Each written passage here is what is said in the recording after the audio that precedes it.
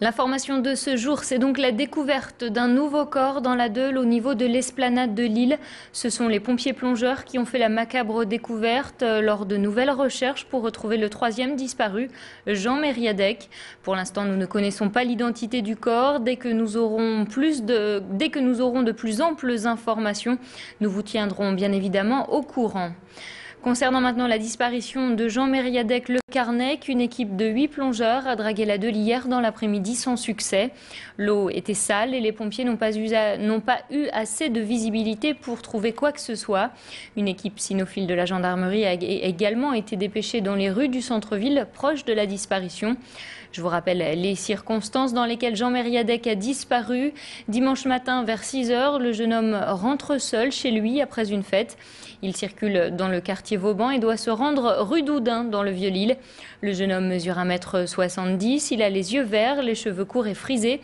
Si vous avez des informations le concernant, vous pouvez vous rapprocher de la brigade de la sûreté départementale au 03 62 59 80 84 03 62 59 80 84. Cette disparition arrive 15 jours après celle de Thomas Ducrot, 26 ans, qui a lui aussi disparu au petit jour dans les quartiers du Vieux-Lille. Enfin, en octobre 2010, rappelez-vous, John Annie, 33 ans, avait lui aussi disparu dans ce même quartier vers 5 h du matin. Son corps avait ensuite été retrouvé dans la Deûle. Hier, la police judiciaire de Lille a été saisie par le parquet pour enquêter sur ces 3 dossiers. Pour le frère du premier disparu, John Annie, il y a un lien évident entre ces affaires. Je n'ai pas su exactement ce qu'ils ont fait, quoi. Il n'y a que là que je vois, pour une fois, que ça bouge vraiment. Parce que malheureusement, il y a eu 2 autres personnes qui ont disparu, autrement il n'y aurait eu que mon frère. Bon, à la base, à mon avis, ils auraient voulu classer l'affaire, quoi, tout simplement.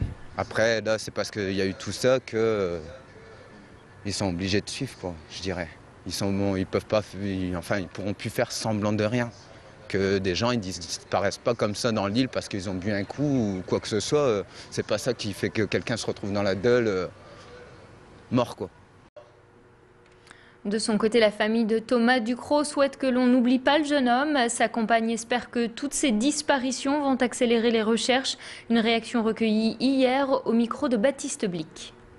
Aujourd'hui, je pense que l'affaire avec la nouvelle disparition va encore plus bouger au sein de la police judiciaire et toutes ces choses-là. Maintenant, il nous faut des réponses à nos questions, quoi. Ça fait trop longtemps et surtout, il ne faut pas exclure l'affaire de Thomas dans cette histoire. Ces 2 personnes qui étaient apparemment heureux, actifs et qui n'avaient pas de problème avec personne. Ils n'avaient pas d'ennemis, ils avaient les 2 pieds sur terre. Maintenant, je ne connais pas la 2e personne qui a disparu, mais j'en ai entendu parler sur les médias. Je pense pour moi qu'il y a peut-être un lien, mais je ne veux pas m'affirmer sur cette chose. Le salon de l'agriculture se poursuit jusqu'à dimanche, porte de Versailles à Paris. Une 50aine d'éleveurs de la région ont fait le déplacement jusqu'à la capitale pour présenter leurs bêtes et les particularités des races issues du Nord-Pas-de-Calais. À retenir par exemple la blond-bleu ou la rouge flamande, qui sont 2 races bovines originaires du nord de la France. Les particularités du mouton ou du cheval boulonnais ont aussi été présentées au public. Il faut savoir que le Nord-Pas-de-Calais est la 3e région agricole et agroalimentaire de France avec 14 000 exploitations. Notre reporter Pierre Bovien s'est promené dans les allées du salon de l'agriculture en demandant aux visiteurs ce qu'ils connaissaient de notre région. Écoutez, les réponses sont plutôt originales.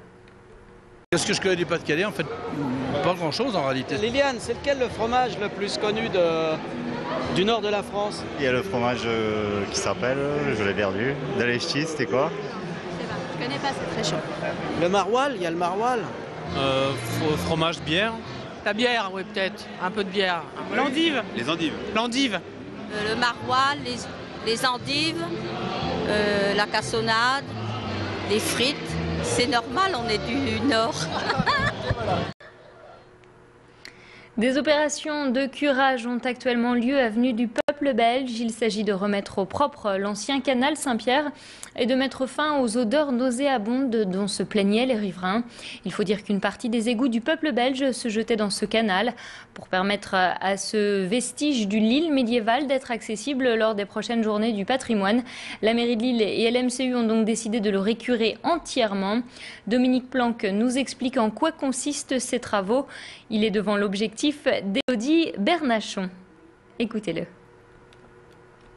Donc, ce qu'on fait aujourd'hui, on s'est mis d'accord avec un peu de difficulté, mais maintenant on est d'accord entre la communauté urbaine et la ville de Lille pour faire les travaux, c'est-à-dire ouvrir la chaussée, aller voir ce qui se passe vraiment, réparer tous les tuyaux, tous les égouts qui peuvent fuir, faire un mur entre l'avenue du peuple belge et ce canal, et enfin donc la ville curera le canal, le nettoiera pour le rouvrir pour les journées du patrimoine. Et ces travaux devraient se poursuivre jusqu'au 24 avril. Aujourd'hui, nous sommes mercredi et qui dit mercredi dit sortie ciné. Cette semaine, nous vous emmenons à la découverte du film Les yeux de sa mère avec entre autres Catherine Deneuve et Marina Foïs.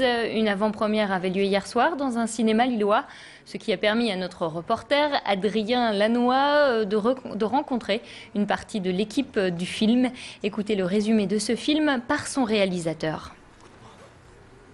J'avais envie de faire un film sur la transmission, la filiation, la trahison aussi. J'avais envie de raconter une histoire familiale où il y ait un secret très fort, faire un thriller sentimental qui n'ait pas peur en reprenant tous les codes du mélodrame. Et ce qui m'a donné au départ l'envie, c'était vraiment, je pense, l'envie de retrouver Catherine Deneuve et Géraldine Pellas, avec qui j'avais travaillé sur mon précédent film, et d'écrire autour d'elle une histoire comme ça de famille, avec au centre des rapports mère-fille qui soient assez conflictuels, et un secret qui serait joué par Jean-Baptiste Lafarge. Et bien sûr, du secret, nous ne vous dirons rien. Si vous voulez en savoir plus, rendez-vous dans les salles obscures à partir du 23 mars prochain. Voilà, c'est la fin de ce flash. Merci de l'avoir suivi. On se retrouve tout de suite pour faire un point météo. À tout de suite.